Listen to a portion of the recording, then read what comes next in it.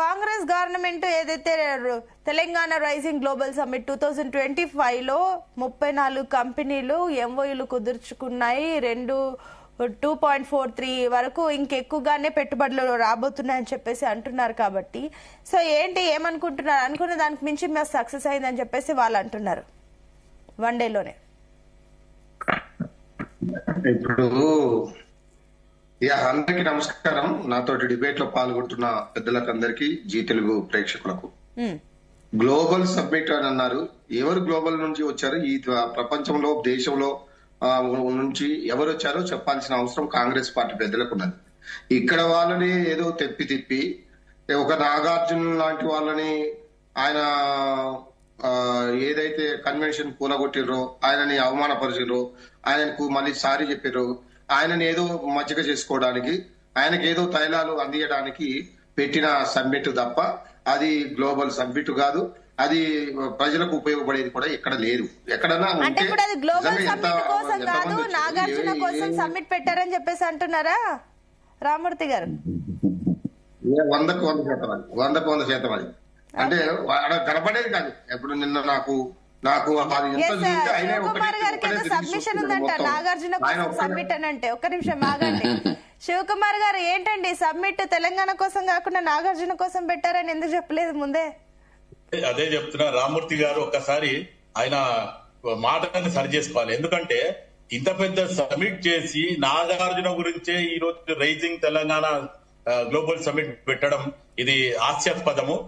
ఒకవేళ నాగార్జునకి ఏమన్నా చేయాలంటే ప్రభుత్వం పక్కన తీసుకుపోయి ఏమన్నా చేస్తారు. అది అంటే కొంచెం ఆయన చెప్పిన దాంట్లో కూడా ప్రజలు నమ్మేటట్టుగా ఉంది. ఎందుకంటే ఆయన అన్నది కూడా నిజమే కదా. స్టార్టింగ్ లో హైడ్రా వచ్చినప్పుడు ఫస్ట్ పడింది ఎన్ కన్వెన్షన్ మీద, తర్వాత ఇప్పుడు మళ్ళీ పక్కన తిరుగుతుంటే ఇంత బెస్ట్ ఫ్రెండ్స్ ఎప్పుడు అయిపోయారు, ఎట్లా అయిపోయారు, ఆయన కోసమే పెట్టారని చెప్పేసి ఆయన అన్న దాంట్లో తప్పేముంది?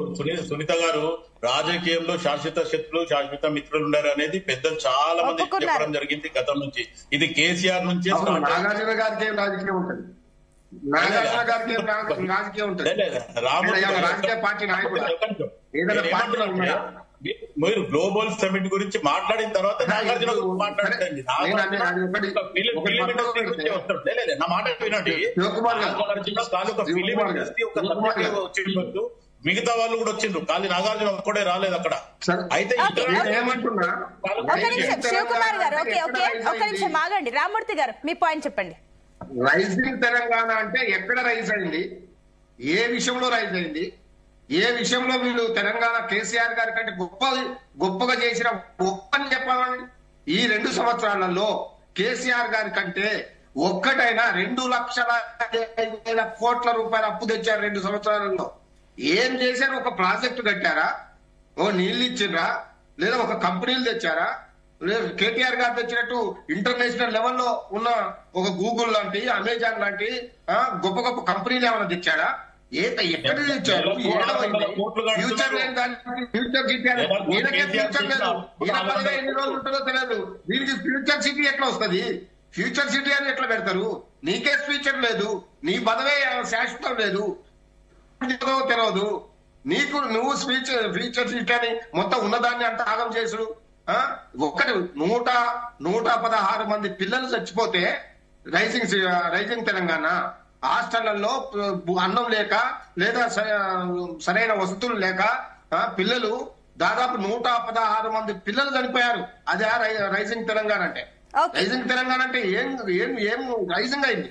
ఏం తెలంగాణ పట్టా పెరిగిందా, లేదా కంపెనీలు పెరిగినాయా, లేదా ఉద్యోగాలు పెరిగినాయా? ఏం పెరిగినాయని మీరు రైజింగ్ తెలంగాణ అనే పేర్లు పెట్టి ప్రజల్ని ఇంకా మోసం చేయాలని ఎందుకు చూస్తున్నారు? దీనికి సమాధానం చెప్పాల్సిన అవసరం. Okay, I think me signal issue ఉందండి రామూర్తి గారు, ఒకసారి చూసుకోండి. నేను మళ్ళీ వస్తాను నెక్స్ట్ రౌండ్ లో. ఎస్ విజయ్ గారు, గుడ్ మార్నింగ్.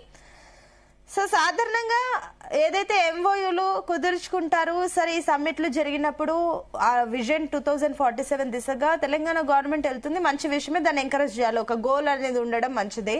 కానీ ఏదైతే first day 8th and 9th ఏదైతే ఈ సమ్మిట్ ఉందో, నిన్న ఒక్క రోజులోనే పెట్టుబడుల వరద వచ్చిందని చెప్పేసి కూడా ఏవైతే అంటున్నారో, ఇవి ఎంత మేర ప్రామాణికంగా నిజంగానే గ్రౌండింగ్ అయ్యే ఛాన్సెస్ ఉన్నాయి? ఈ ఎంఓయూలు ఏవైతే కుదుర్చుకున్నారో, గతంలో బీఆర్ఎస్ హయాంలో కూడా ఇలాంటివి జరిగాయి, కానీ వాళ్ళు కూడా ఎంఓ ఎంఓఏలు కుదుర్చుకున్నారు, అంత బానే ఉంది, కానీ ఎంత